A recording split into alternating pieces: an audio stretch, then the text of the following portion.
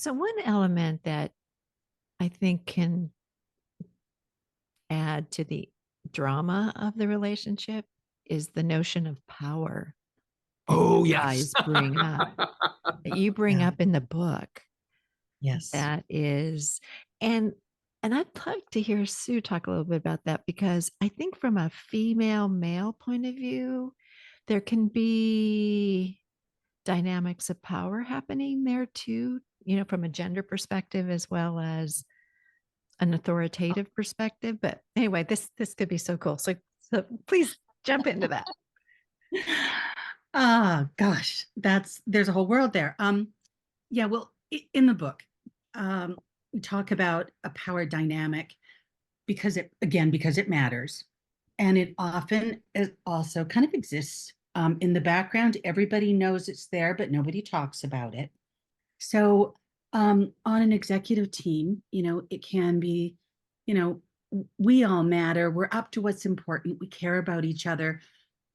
And I never for a moment am going to forget that the guy I'm talking to is the one that gets to fire me, Yeah. that gets to decide what my bonus is, that Yeah. gets to decide how much money I make or don't make next year. Like we bring that sense.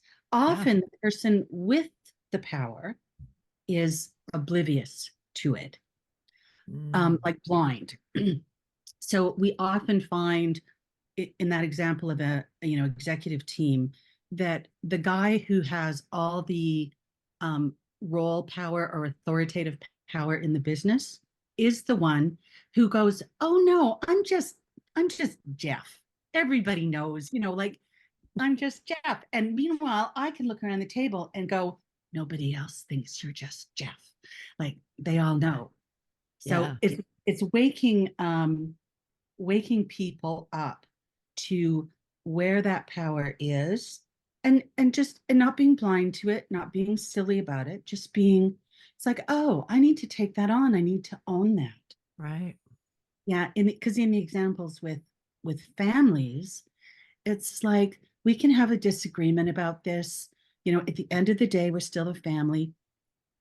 Nobody in the family, or let me put it a different way, the the children in the family, even if they're 62 years old, they don't forget who is going to decide, um, you know, what's in the will. Yeah.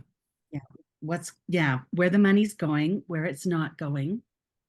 And yet the person who gets to decide that goes, oh, no, no, that's okay. Nobody even thinks about that. Yeah, we do. Because we're human and we have a sense of self-preservation, right? We Yeah. protect ourselves. Yeah.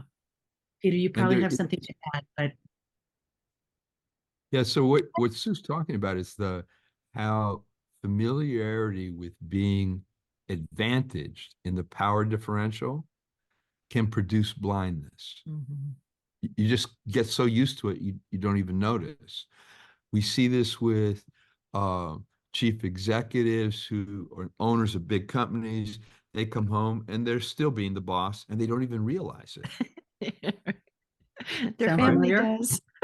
Yes, So their then, family uh, does. and now, um, and so what they get in response is pretense. People who are basically protecting themselves from this power that could cause them problems. So they're being careful.